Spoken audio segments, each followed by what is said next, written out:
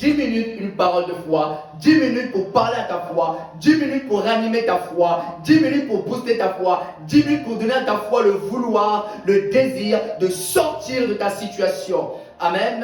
Sans plus tarder, mes frères et sœurs, je vous invite à ouvrir votre Bible dans Luc 19, du 1er jusqu'au 7e verset. Amen. Luc 19, du 1er au 7e. Amen. Avant de commencer, je vais d'abord prier. Seigneur, je laisse ce moment entre tes mains. Saint-Esprit, conduis-moi. Parle à ton peuple. Au nom de Jésus. Amen. Amen. Je lis pour vous au nom de Jésus.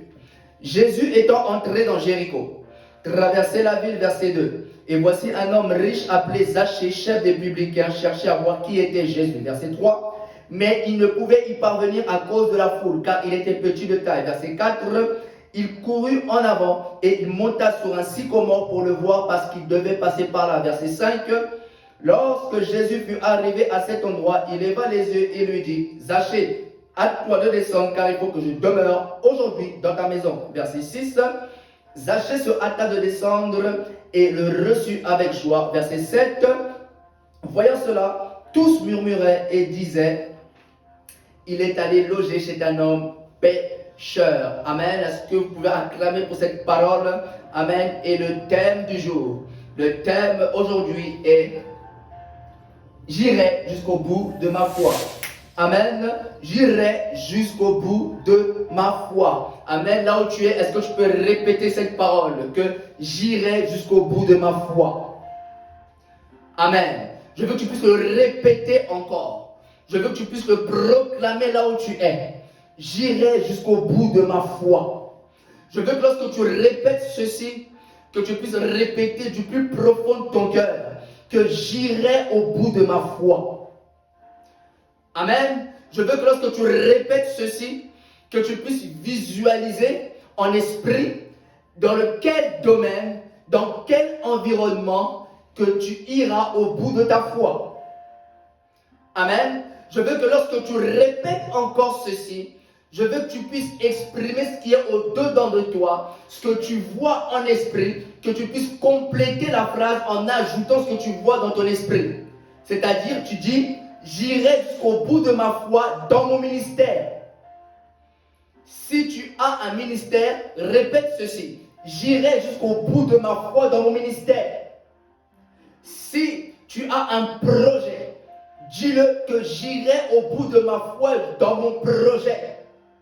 Amen. Je ne sais pas dans quel domaine, mais répète cette même phrase et ajoute le domaine, l'environnement auquel tu vois, l'environnement auquel tu aspires. Amen. Dis, tu iras jusqu'au bout de ta foi. Amen. Tantôt là où vous êtes, vous vous posez cette question. Pourquoi il me pousse à répéter autant de fois j'irai jusqu'au bout de ma foi? Pourquoi il insiste de me dire j'irai jusqu'au bout de ma foi? Mes chers amis, ne savez-vous pas que le monde dans lequel nous vivons, ne savez-vous pas que le monde dans lequel où nous sommes, c'est le monde de la parole? La Bible nous dit dans Hébreux 11:3, dans la version Bible des peuples, c'est la foi. Lorsque nous croyons que les étapes de la création ont été agencées par une parole de Dieu et que les choses visibles proviennent des réalités invisibles. Si vous n'exprimez pas votre foi par la parole, si vous n'exprimez pas ce qui est au-dedans de vous, si vous n'exprimez pas ce qui est dans votre cœur, si vous n'exprimez pas ce que vous voyez dans votre esprit, la situation ne changera pas. Si vous n'exprimez pas votre foi, si vous n'exprimez pas à quoi vous aspirez, si vous n'exprimez pas à quoi vous voyez, la situation ne changera pas. Imaginez-vous, si notre Dieu, le Créateur, l'Élohim, le Dieu du ciel, Jésus-Christ, imaginez-vous si au commencement, il n'avait pas exprimé sa foi. Imaginez-vous si au commencement, il avait fermé sa bouche jusqu'à présent. Je vous assure que mes frères et sœurs, que moi et vous, toi et moi, nous ne serons pas ici sur la terre. Si Dieu, notre Créateur, n'avait pas exprimé sa foi, nous ne serions pas ensemble ici. Nous ne serions pas sur terre. Il a fallu une parole, dis avec moi une parole. Il a fallu qu'il parle. Il a fallu que le Créateur parle. Il a fallu que le Créateur parle pour qu'il puisse changer la situation. L'histoire a changé lorsque le Créateur a parlé. L'histoire a changé lorsque le Créateur a exprimé sa foi. Dans Genèse 1:3, la Bible nous dit, Dieu dit que la lumière soit et la lumière fut. Cette parole a changé l'histoire de la création. Cette parole a changé l'histoire de le monde spirituel. Au milieu des ténèbres, il a dit. Au milieu du chaos, il a dit. Au milieu du désordre, il a dit. Et toi, lorsque tu es au milieu des ténèbres, qu'est-ce que tu dis?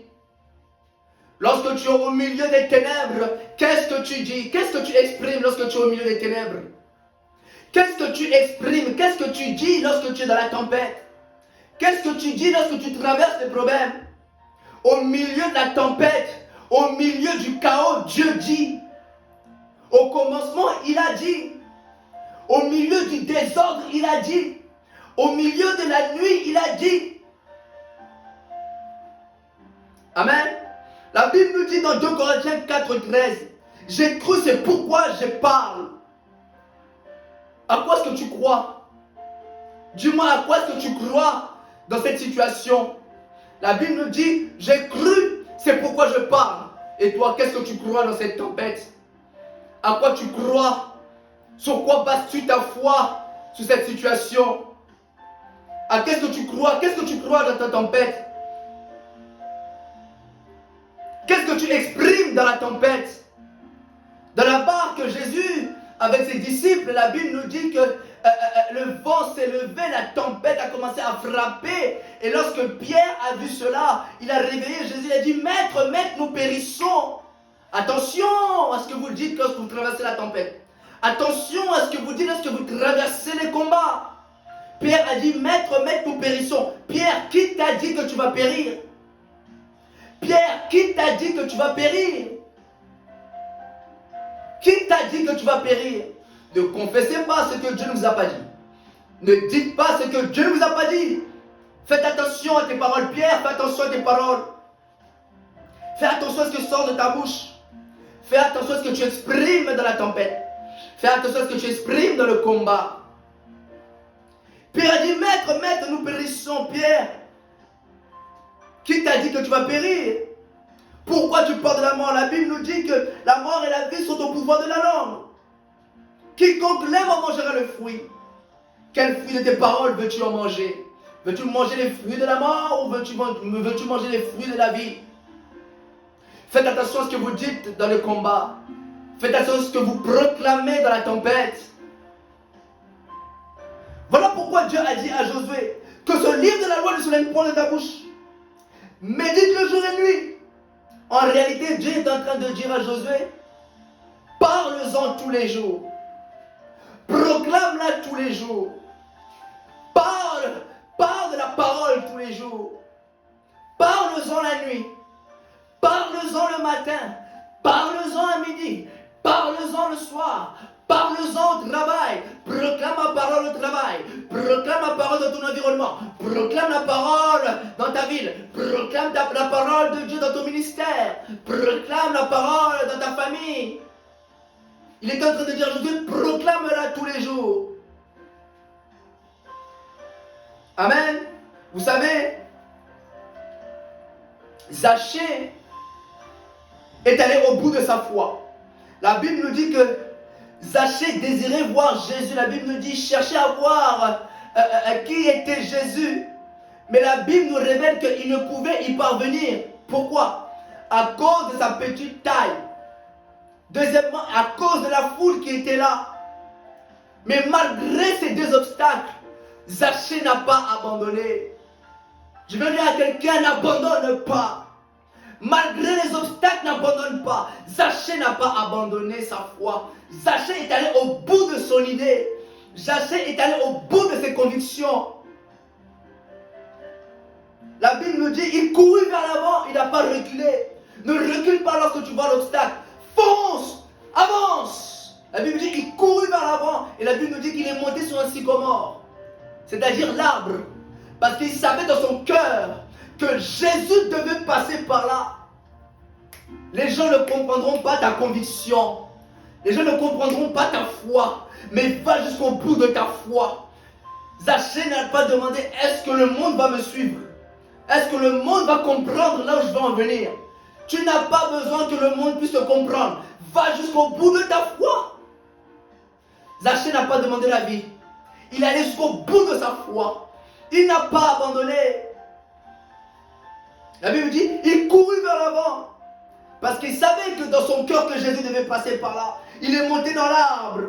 Parce qu'il désirait voir Jésus. Est-ce que ton désir est fort? Je pose la question à quelqu'un. Est-ce que ce désir dans ton ministère est fort? Est-ce que ce désir pour cette onction est forte? Est-ce que ce désir pour ce pays que tu envisages est fort? Si ce désir est fort dans ton cœur, va jusqu'au bout de ta foi. Si ce désir est fort dans ton cœur, vas-y jusqu'au bout. Zachée est allé au bout de sa foi. Et il a vu ce qu'il désirait. Ce qu'il désirait voir, c'était Jésus. Et il a vu. Et Jésus était admiré par sa foi. Jésus a admiré sa foi. Et lorsque Jésus est arrivé là, il lui a dit, hâte-toi de descendre, car aujourd'hui je dois demeurer dans ta maison. Jésus a admiré sa foi. Tout le monde a vu ce Zachée. Il est allé jusqu'au bout de sa foi. Je veux dire à quelqu'un, va jusqu'au bout de ta foi et tu verras ton miracle. Va jusqu'au bout de ta foi et le monde te donnera raison. C'était 10 minutes une parole de foi. 10 minutes pour animer ta foi. Dans le nom de Jésus-Christ, Amen.